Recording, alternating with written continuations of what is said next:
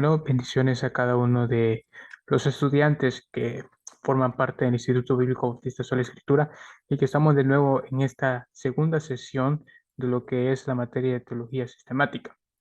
Y en esto vamos a abordar lo que son esta misma materia que es teología sistemática 1. Vamos a dar continuidad a lo que estamos viendo y anteriormente en las unidades que hemos visto. La última unidad que vimos fue la Introducción a la Teología, donde abordamos temas importantes sobre qué es la teología, por qué debemos estudiar teología y también qué es teología sistemática y por qué debemos estudiar teología sistemática y cómo debemos llegar a la palabra de Dios de una manera seria y de una manera humilde. Ahora tenemos lo que es la unidad 2, que vamos a hablar de bibliología, que es la doctrina de la revelación de Dios. Ahora vamos a comenzar con esta unidad donde esperamos que sea de mucha edificación para sus vidas, para poder entender lo que es esa hermosa doctrina, que es la doctrina de la revelación de Dios. Y bueno, vamos a dar lo que son los resultados de aprendizajes que vamos a estar viendo en esta sesión y es que vamos a primero conocer qué es bibliología. También vamos a conocer sobre la revelación general. Vamos a aprender acerca de la revelación divina o especial y vamos a conocer sobre el canon de las escrituras. Con ello también vamos a analizar la inspiración de la revelación divina, que son puntos importantes que debemos tratar en el tema de bibliología. Ahora bien, comenzamos. ¿Qué es bibliología? Y bueno, esta palabra que tiene una etimología griega derivada de dos palabras que significa biblión, que es rollo de papiro, y logía. Como estuvimos viendo la clase anterior, esa palabra logía que viene de logos significa palabra. En sí, cuando hablamos de logos, de palabra, estamos hablando de estudio, el estudio del rollo de papiro. Pero en el contexto de nosotros que estamos viendo es el estudio de los libros. Cuando tenemos una Biblia, no solamente tenemos en sí un libro, sino que es una biblioteca en sí, porque hay varios libros. Entonces, y esto es lo que vamos a estudiar acerca de la bibliología. Es que es la doctrina de cómo Dios se ha venido revelando. Ahora bien, ¿por qué comenzar con el estudio de la revelación de Dios y no con la teología propia? Y es que el intento de muchos teólogos eruditos a través de la historia han visto por dónde poder comenzar, cuál es el punto de partida. Conocemos que está la teología propia, que la teología propia en sí es acerca de quién es Dios, de conocer sus atributos. Entonces, la teología propia debe, por decirlo así, propiamente, es la teología que está por encima de todas, en el sentido porque está en el meollo de qué es lo que vamos a conocer acerca de Dios. Y debemos entender que el hombre ha sido creado para conocer, para relacionarse y para glorificar al Señor. Entonces, pero sin embargo, ha existido este debate si comenzar primero con la revelación de Dios o con la teología propia. Y este debate ha existido durante diálogos teológicos sobre el punto de partida, pero no obstante, en esta institución, y no solamente en esta institución, sino que también en otras escuelas teológicas, incluso en libros, también en seminarios, en conferencias, siempre se ha dado de que comenzamos la teología sistemática hablando de bibliología, que es la revelación de Dios. ¿Y por qué tomamos esta decisión? Bueno, por tres argumentos que nosotros tenemos como institución. La primera es, todo cristiano ha aceptado la existencia de Dios. Todos los que estamos acá entendemos que existe Dios. Y la segunda, todo cristiano ha aceptado que Dios se ha revelado a sí mismo. Tercera, todo cristiano ha aceptado que esta revelación debe ser investigada para determinar lo que Dios ha revelado. En otras palabras, esta clase muestra preocupación no por demostrar la existencia de Dios, para hablar de Dios, porque todos los que estamos acá, si hemos escogido es porque servimos en una iglesia, estamos acá preparándonos y conocemos a Dios y entendemos que Dios existe. Aunque eso es algo muy importante, eso se verá en la otra clase más adelante que es apología. Por lo tanto, iniciaremos con este. esta doctrina, que es bibliología, que es la doctrina de la revelación de Dios. Este va a ser el punto de partida. Y como dice Bernard Round, un teólogo, dice, existe un Dios trino, afectuoso, poderoso, santo y sabio, que se ha revelado a sí mismo en la naturaleza, la historia y la personalidad humana, y en los hechos y palabras que ahora están preservadas en las escrituras canónicas del Antiguo y Nuevo Testamento. Creemos eso y lo entendemos. Y una respuesta simple a la pregunta por qué comenzar a estudiar la revelación de Dios y no la teología propia. Y es que como seres humanos somos finitos. Dios es infinito. Para ellos, para que ellos lleguen a conocer a Dios, debe ser a través de la manifestación de Dios, que Dios hace sobre sí mismo. Todo lo que sabemos de Dios sobre el cristianismo nos ha revelado por Dios mismo. Ahora, esto es algo muy importante que debemos de tomar en cuenta. Este término de que conocer debe ser muy tomado en cuenta porque, como anteriormente se ha mencionado, el hombre ha sido creado para conocer a Dios. Y como seres humanos somos finitos, Dios es infinito. Nosotros debemos conocer a Dios. Nosotros somos un recipiente pequeño, mientras que Dios es un recipiente mucho más grande. Es difícil, pero Dios se ha manifestado, y esa es la palabra clave que nosotros vemos, se ha manifestado sobre sí mismo. Todo lo que sabemos de Dios sobre el cristianismo nos ha revelado por Dios mismo. No es que ha venido una persona de repente de la nada, sino que es Dios mismo que se ha venido revelando a través de la historia y con ello a través de las escrituras. Ahora bien, también tenemos lo que es la revelación general. Y en eso debemos tomar en cuenta que hay dos tipos de revelación cuando estamos hablando de cómo Dios se ha revelado. Revelación general y revelación específica. Primero vamos a comenzar con lo que es la revelación general. Y en esta vamos a ver el contenido de esta, conoceremos el público en general y entenderemos los ámbitos de la revelación general. Primero conoceremos el contenido de la revelación y esto queremos ver uno de los salmos que en lo personal es uno de los favoritos y que nos habla acerca de esta revelación general y eso lo vemos en Salmos 19, 1 al 4, donde dice, los cielos proclaman la gloria de Dios y el firmamento despliega la destreza de sus manos. Día tras día no cesan de hablar, noche tras noche lo dan a conocer. Hablan sin sonido ni palabras. Su voz jamás se oye. Sin embargo, su mensaje se ha difundido por toda la tierra. La gloria de Dios la vemos manifestada en la obra de sus manos. Esta manifestación general está tan clara que ninguna criatura la puede ignorar y ver. Eso es lo que vemos en ese salmo. Cuando hablamos del contenido de la revelación general, estamos hablando, como dice la escritura, los cielos proclaman la gloria de Dios. Desde ese momento los cielos están proclamando la gloria de Dios y el firmamento despliega la destreza de sus manos. La huella de Dios está en la creación misma. Día tras día no cesan de hablar, noche tras noche lo dan a conocer. Y eso lo podemos observar. Nadie está ausente de que no pueda ver los cielos, que son parte y que ellos mismos testifican de Dios, porque ellos muestran que hubo un diseñador. Si nosotros vemos cómo las personas, como los artistas, pintan los paisajes, pintan las obras de que Dios ha creado aquí en la tierra. Y se pueden preguntar, imaginar, esto es una belleza grande. Pero no obstante, tenemos que entender y conocer que esta belleza ha sido creada por un diseñador muy inteligente. Y también en el Nuevo Testamento tenemos lo que es Romanos. Romanos capítulo 1 y versículo 18, donde también nos habla acerca de esto. Y eso lo vemos aquí que dice, porque la ira de Dios se revela desde los cielos contra toda impiedad e injusticia de los hombres. Aquí hay que aclarar que si nosotros nos ponemos a preguntar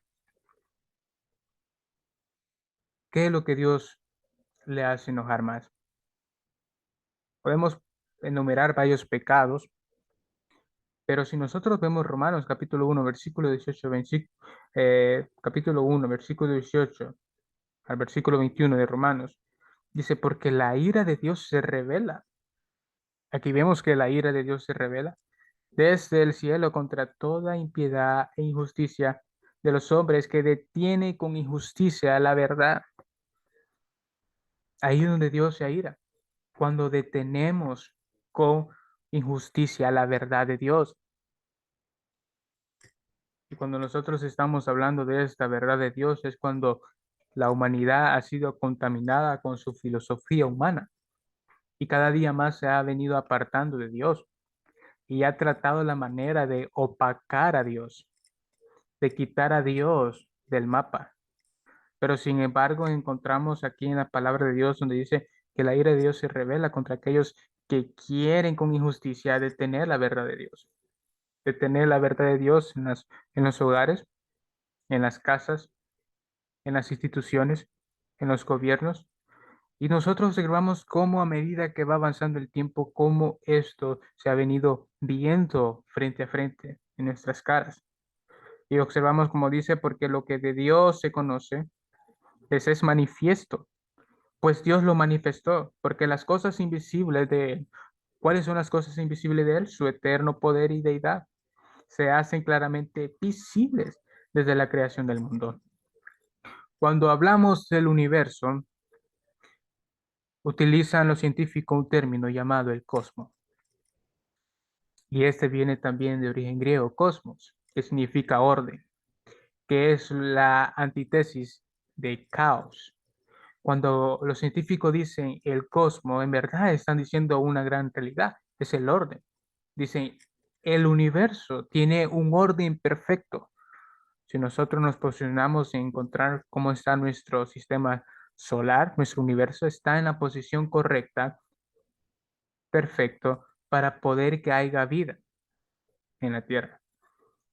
Eso no se creó de la nada. Aún los científicos conocen y entienden que esto fue el diseño de algo mucho más superior, no fue algo que de la nada explotó y orbitó y todo se puso en un orden tan perfecto que no podemos estar ni retirado tanto del Sol ni de la Luna, sino que estamos en la posición correcta. Es porque Dios se ha revelado y como dice en Romanos, porque las cosas invisibles de Él, su eterno poder, Dios en su eterno poder se hacen claramente visibles desde la creación. Cuando vemos los cielos creados, todas las cosas que observamos, que esto es la revelación general, observamos que Dios en verdad ha estado presente en esto, siendo entendidas por medio de las cosas hechas, de modo que no tienen excusa. Eso es lo que nosotros vemos. Las personas no pueden decir, yo no sabía, sino que siempre si nosotros vemos a cualquier etnia, cualquier cultura, ya sea cualquier cultura de la región, siempre conocemos que las personas conocen y entienden que hay un ser supremo, solo que la distorsión de la humanidad a través del pecado ha distorsionado y ha cambiado la glorificación de Dios por otras cosas. Conocen que hay alguien que en verdad es poderoso. Ahora bien, entendemos que el contenido de esto es a través de cómo Dios se ha manifestado. Esto es teología natural. En sí, esto es lo que Tomás de Aquino quiso tratar siempre de defender la existencia de Dios sin utilizar la palabra de Dios. Eso es lo que hubo en los primeros siglos con Tomás de Aquino. Ahora bien, el público en general, y eso lo vemos en un salmo que vamos a tomar en cuenta, este salmo, y es que la revelación general es tan grande que todos los seres humanos saben que Dios existe. El ateísmo consiste en la negación clara y específica de algo que sabe que no existe. Por eso la Biblia dice, el necio en su corazón no hay Dios. Dice el necio en su corazón no hay Dios. Y eso lo vemos en Salmos 14:1. Cuando la Escritura llama al ateo necio, le está haciendo un juicio moral. En la Biblia, ser necio no significa ser tartarudo o poco inteligente, sino ser inmoral. La negación de Dios es el colmo de la necedad. Ahora bien, vemos cómo el necio en su corazón dice, bueno, no hay Dios. Es porque tiene en sí la caída pecaminosa ha hecho que la persona sea en sí inmoral, que quiera apartarse, que no quiere conocer a Dios en su vida. Ahora bien, tenemos que entender que esto es un público general, que todas las personas tienen conocimiento de revelación general de Dios.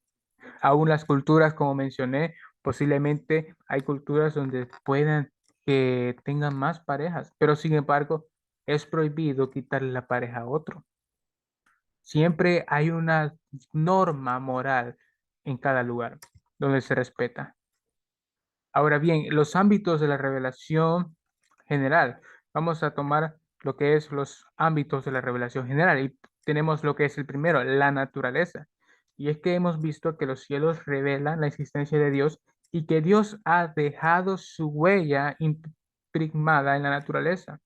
Al estudiar la biología y cosmología y observar los componentes complejos que hay en las células humanas y los universos alrededor de nosotros, claramente encontramos la grandeza de Dios, como mencionaba anteriormente. Cuando hablamos de este cosmos, estamos hablando de un orden, alguien que fue el que diseñó tal orden tan perfecto y tan hermoso. También lo encontramos en lo que es en la naturaleza, en la historia, perdón. La escritura indica en numerosos lugares que Dios mueve el curso de la historia, controlando los destinos de las naciones. ¿Y qué más ejemplos si tenemos el pueblo de Israel? Cómo observamos cómo una nación tan pequeña pudo ser y que existe todavía. Y es porque en verdad Dios se ha venido revelando en esa manera en la historia. Y cómo hasta el día de hoy la cristiandad ha permanecido siempre firme. Tenemos también lo que es la constitución del humano, que es parte de la revelación general en los ámbitos de esta revelación. Y es donde mejor se percibe a Dios, que son las cualidades morales y espirituales de la humanidad. Pablo habla de la ley escrita en los corazones de las personas que no tienen la revelación divina. Eso lo vemos en Romanos 2, 14 al 15. Todos los seres humanos reconocemos la existencia de un impulso moral o una conciencia. Siempre hay culpabilidad de algo y es porque la ira de Dios se ha revelado y la humanidad siempre va a existir culpa a menos que haya alguien que satisfaga la ira de Dios. Y tenemos también por último uno de los ámbitos de revelación general, es la religión de la humanidad. En todas las culturas, en los tiempos y lugares, los seres humanos han creído en la existencia de una realidad más alta que ellos. Aunque la naturaleza exacta de la creencia y de las prácticas de alabanza varían, vemos la tendencia universal de la adoración de lo sagrado en todas las culturas. De alguna manera conocen y entienden que hay un ser supremo. Sin embargo, estos varían. Y ahora vamos a ver aquí más adelante lo que es la revelación divina. Entendemos que Tomás de Aquino quiso tratar la manera de poder ver la existencia de Dios en su teología natural, pero no obstante, no era tan profunda en conocer así a Dios. Es por ello que viene la revelación divina, una revelación mucho más especial de cómo Dios quiere conocernos. Ahora, ¿por qué es necesaria esta revelación divina?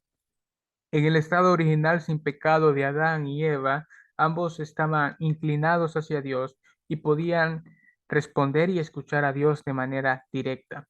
Cuando estaba en el Edén podía tener una comunicación personal con Dios, pero después de la caída fueron separados de Dios y su rebelión contra Él creció. Ahora por esa rebelión estaba interrumpida, en el sentido que ya no tenía una comunicación. Esto oscureció completamente su comprensión de los objetivos espirituales. También vemos que el hombre necesitaba una revelación especial o divina para conocer a Dios verdaderamente, íntimamente. Necesitabas entender de una manera más profunda, en verdad, qué es lo que Dios quería para nuestra vida. Y esto tenemos que tener en claro, que entre más nosotros conocemos a Dios, más conocemos quiénes somos, de dónde venimos y para dónde vamos. Pero mientras que nosotros no nos interesa conocer a Dios, vamos a deambular, será todo vanidad, como dice el libro de Eclesiastés. Ahora, debemos señalar que el objetivo de la revelación divina era informar específicamente sobre quién es Dios, pero sobre todas las cosas tenía un objetivo relacional, es decir, quería relacionarse con los seres humanos. Y eso lo hemos visto a través de toda la historia del Antiguo Testamento, cómo Dios ha querido revelarse a través de la humanidad. Y eso es lo que viene esta revelación divina, esta revelación especial, que de aquí adelante vamos a tocar este tema muy seguido, porque es parte de lo que nosotros estamos viendo de las Escrituras, impregnada esa revelación que ha sido hablada por los profetas, por los apóstoles y por los escritores de la Biblia. Pero sobre todas las cosas tenía un objetivo racional, como mencionaba. El propósito principal de esta revelación no era solo ampliar el ámbito general del conocimiento, sino que el ser humano establezca una relación más íntima con el Creador. Ahora bien, tenemos que ver también los beneficios de esta revelación divina a comparación de la revelación natural. Y uno de los beneficios de esta revelación divina es que ofrece un entendimiento más personal de Dios que pueda permitir que el de la revelación general. Esta es una de las principales ventajas, que puede revelarse de una mejor manera. También otras de los beneficios, hay una preservación mucho más precisa de la palabra de Dios para generaciones subsiguientes y que nosotros a través de la historia tenemos estas escrituras, cómo Dios se ha venido revelando. Ahora también tenemos la oportunidad de inspeccionar repentinamente la palabra de Dios siempre constantemente. Y así también otros más beneficios que son de mucha ayuda. Ahora bien, tenemos lo que son los modos de la revelación divinas. Y en esto vamos a tocar bastante hincapié de cómo son estos modos de la revelación divina. Ahora bien, el primer modo que tenemos es la historia, los modos de revelación, la historia. Y en esto vemos cómo Dios ha venido obrando de manera sorprendente, como hemos mencionado, cómo Dios se ha querido revelar. Porque cuando estamos en bibliología estamos hablando de la manera en que Dios se ha venido revelando. Y vemos en el Antiguo Testamento que Dios llama a Abraham en Génesis 11, la liberación de Israel en Egipto y la entrada a la tierra prometida en Éxodo, la formación de Israel como nación con su propia tierra. Dios se estaba revelando ahí. El liderazgo de David sobre esta nación, la cautividad y el regreso de la cautividad en Babilonia, y estaba también Dios revelándose. Y en el Nuevo Testamento Dios se estaba revelando en la vida y muerte y resurrección de Jesucristo.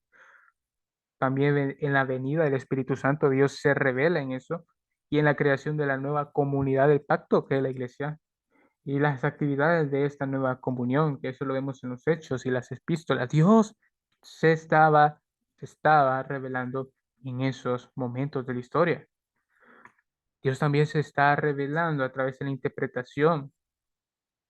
Y es que la revelación divina de Dios a través de sus actos no ha sido simplemente transmitida, sino que también interpretada. Si nosotros vemos en 1 Corintios 15, Pablo no solamente reportó o narró los eventos de los hechos de Dios a través de Jesucristo, sino que lo explicó, que Cristo murió por nuestros pecados conforme a las Escrituras. Esa explicación es una manera de cómo Dios se ha revelado de una manera divina y especial a la humanidad. La interpretación es parte de la revelación divina de los intérpretes del Nuevo Testamento, que fueron empoderados por el Espíritu Santo. Ahora bien, esto es muy imperativo de poder conocer, que esto ha sido realizado. También, en otra parte, es la comunidad. Y si nosotros vemos en el Antiguo Testamento, Dios se ha venido revelando específicamente a una comunidad que es el pueblo de Israel. Y ya en el Nuevo Testamento, la iglesia primitiva. Y si nosotros vemos en el Antiguo Testamento, en Deuteronomio capítulo 6, versículo 4 al 8, leemos cuando dice, oye Israel, Jehová nuestro Dios, Jehová uno es. Y amarás a Jehová tu Dios con todo tu corazón y de toda tu alma y con todas tus fuerzas. Y estas palabras que yo te mando hoy estarán sobre tu corazón y las repetirá a tus hijos y hablará de ellas estando en tu casa, andando por el camino y al acostarte y cuando te levantes. Y la atarás como una señal en tu mano y estará como frontales ante tus ojos y las escribirá en los postes de tu casa y en tus puertas. Observamos cómo esto era parte de la vida de una comunidad, Dios revelándose en una comunidad. También tenemos lo que son los textos sagrados, como Dios ha venido a través de los textos sagrados. Y estos tenemos que inicialmente la proclamación de los actos divinos de Dios en la historia fue hecha a través de la tradición oral. La ley fue el que es la Torá, que son los libros de Génesis hasta Deuteronomio, se le atribuye la autoría a Moisés. Pero si vemos los escritos desde la creación, esos escritos fueron transmitidos oralmente. Y de alguna manera en ese periodo de la historia pudo impregnarse las escrituras. Y entonces podemos ver cómo Dios también se revela en los textos sagrados. También vemos cómo Dios se revela en la proclamación. Después que la comunidad de Dios acepta y celebra los actos divinos de Dios, ahora le toca proclamar estos actos divinos de Dios y su interpretación. La comunidad de Dios hace esto por medio de sermones, canciones, libros y por todos los medios de conservación personal. Dios en estos modos de revelación es sorprendente poder conocer cómo Dios ha venido revelando. Y hay uno que es una de las revelaciones más importantes, que es Jesucristo, la máxima revelación de Dios.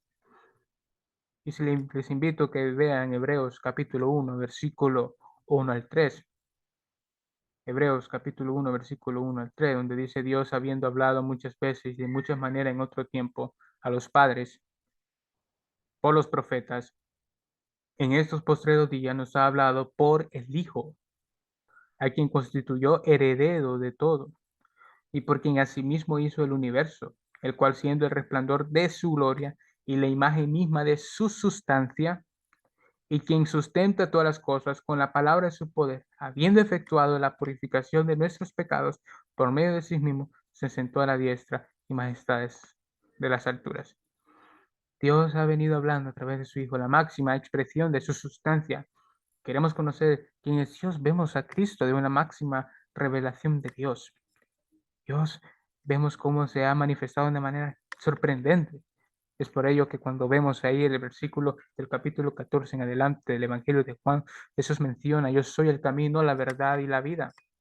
Y cuando Jesús estaba diciendo esa declaración, en verdad no estaba diciendo yo soy solamente una verdad, hay varias verdades, o yo solamente soy un camino, hay varios caminos, sino que Él está diciendo yo soy el camino, yo soy la verdad, yo soy la vida, yo soy en sí la vida que deben vivir, y yo soy el modelo, cómo debe llegar al Padre, y es a través de Cristo. Ahora vamos a tocar uno de los temas que también nosotros lo tenemos que ver en biología, que es el canon de las escrituras. Y esta palabra canon viene del griego, que significa vara o regla. Vara o regla. Como manera similar, nosotros tenemos una regla, digamos una regla por ejemplo, y la regla está graduada, es decir, tiene ya los centímetros definidos. Y la manera en que nosotros vemos que es la regla, estamos viendo que es la norma estándar es de las normas. Bueno, eso vamos a verlo en la Reforma, cuando estábamos hablando de la sola escritura. Pero cuando estamos de la regla, que es el canon de la escritura, vamos a ver lo que es esta definición, que es vara de medir. Entonces, cuando vemos este término, ¿qué es canon de la escritura? La respuesta podemos ver este. El término canon de la escritura o canonicidad de la escritura se refiere a la autenticidad y al derecho de un libro de ser reconocido como inspirados por Dios. Eso es algo muy importante que debemos tomar en cuenta. Es como una fábrica industrial. Pasan los productos. Y si digamos, si hay un producto que debe tener una cierta medida, está el de calidad y está midiendo que ese producto tenga la calidad perfecta. De igual manera, el canon de las escrituras es para ver si en verdad este libro tiene la autoridad. Y eso lo vamos a ver de acuerdo si es inspiración de Dios.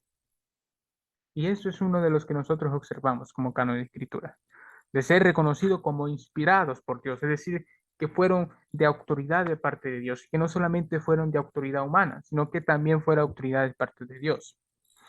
Ahora bien, ¿qué pertenecen al canon? Bueno, los libros que fueron inspirados por Dios, que tenemos los 39 libros en el Antiguo Testamento y tenemos los 27 libros en el Nuevo Testamento. Si hay un gran debate a través de la historia acerca de los del Antiguo y Nuevo Testamento, porque algunos son conocidos como libros apócrifos, es decir, libros que solamente son de ayuda para conocer la cultura de la región y para entender de alguna manera cómo Dios, a pesar que estaba en un silencio, pero de alguna manera estaba organizando el terreno para la venida del Hijo de Dios.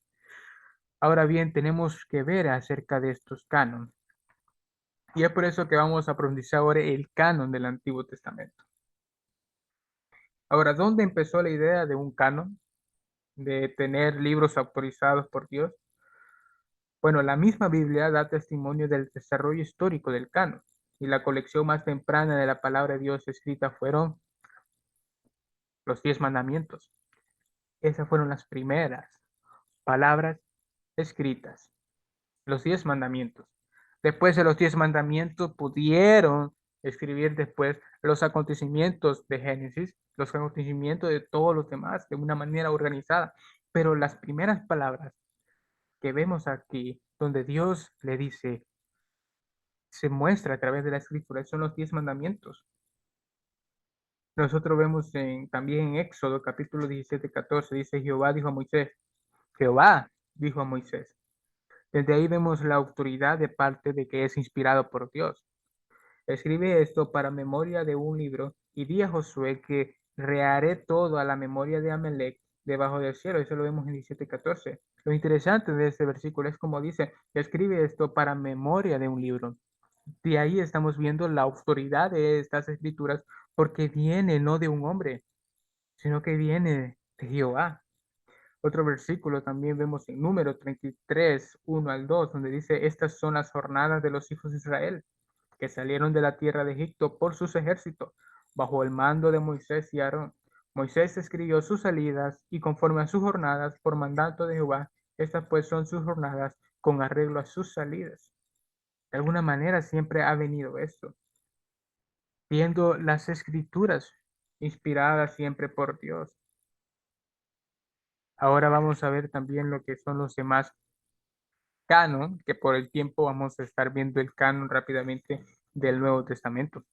Y el desarrollo del canon del Nuevo Testamento empieza con los escritos de los apóstoles. Hay que recordar que las escrituras, valga la redundancia, primordialmente ocurren en conexión con los grandes actos de Dios en la historia de la redención.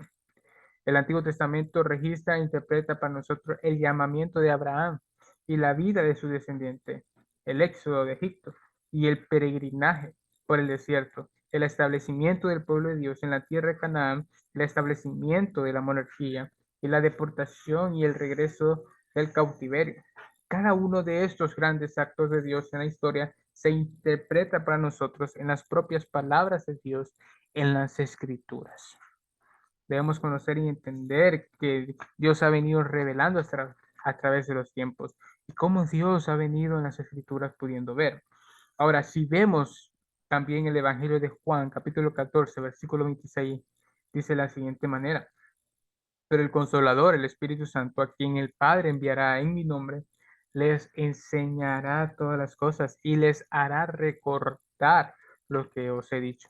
Jesús, Jesús le prometió a sus discípulos este poder, ya que ellos tendrían la labor de poder darle la enseñanza a la iglesia primitiva. Por eso si nosotros vemos en Efesios 2:20 que nosotros estamos fundamentados sobre la base de los apóstoles y los profetas, y cuando hacemos referencia de los apóstoles y profetas, estamos viendo profetas que fueron de influencia bastante en el Antiguo Testamento y de los apóstoles de influencia bastante en el Nuevo Testamento.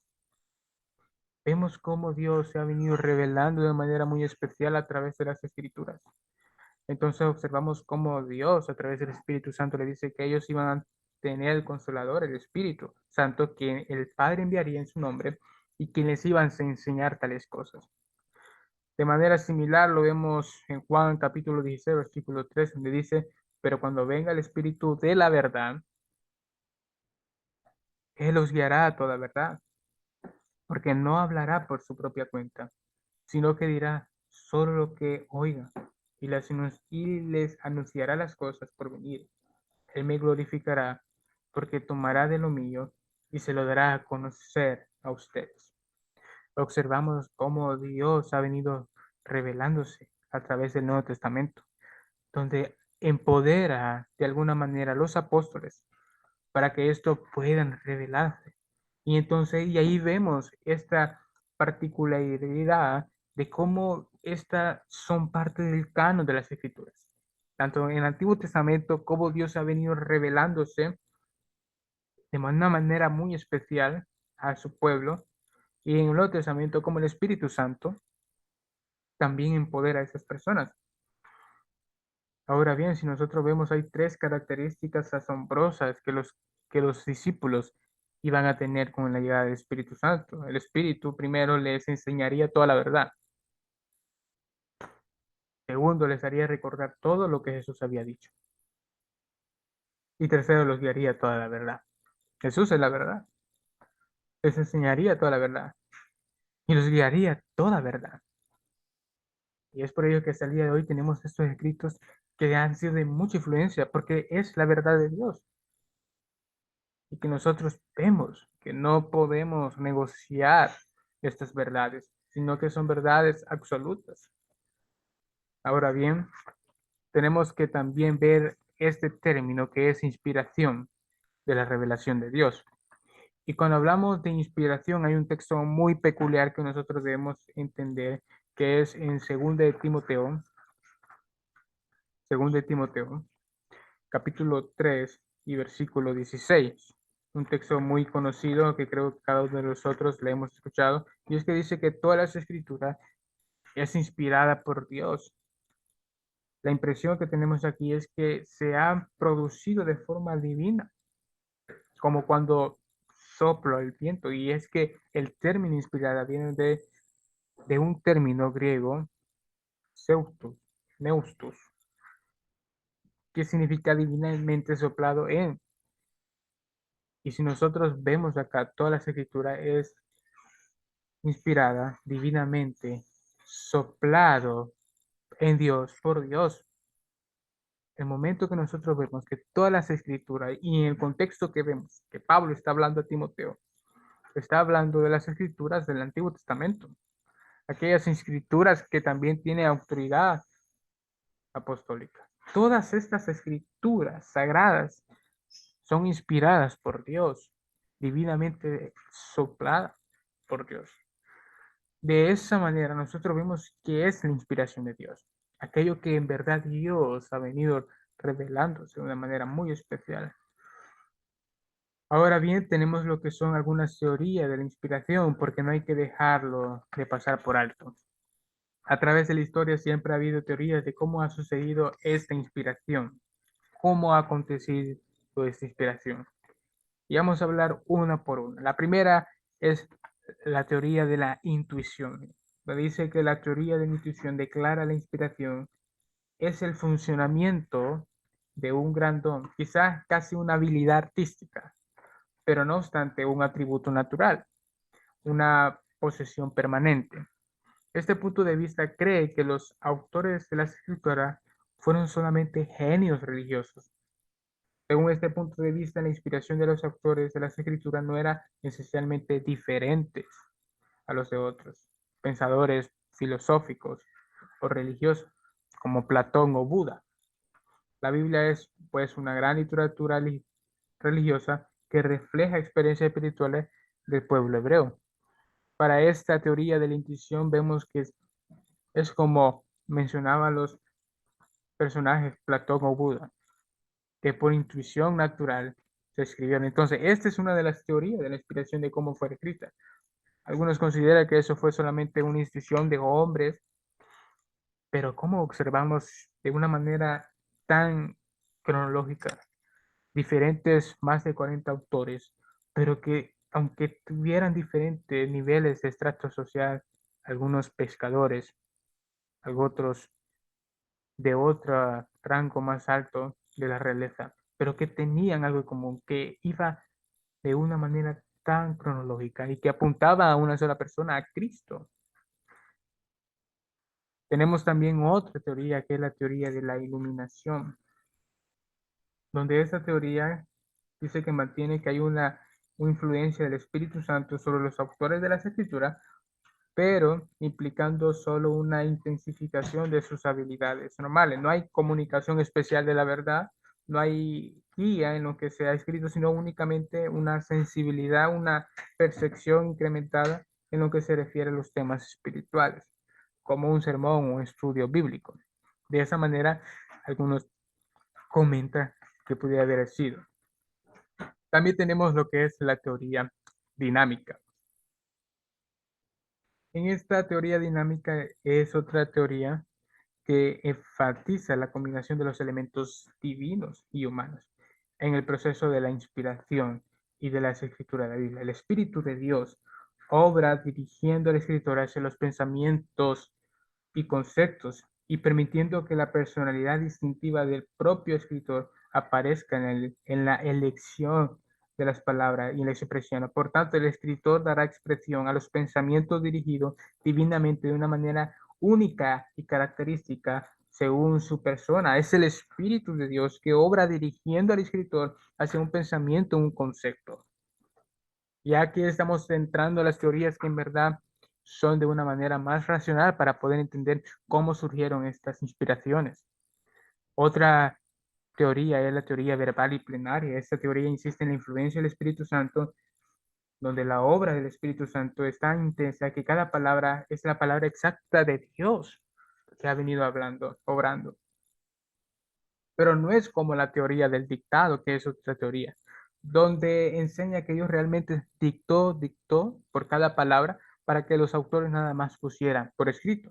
No es de esa manera.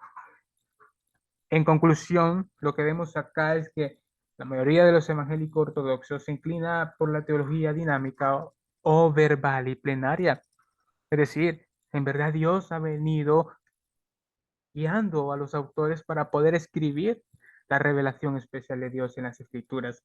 Y con ello también la teoría verbal y plenaria es que las palabras tal como Dios ha venido hablando, somos reveló de una manera especial a los apóstoles y a los profetas, así también vemos como Dios se ha venido revelando.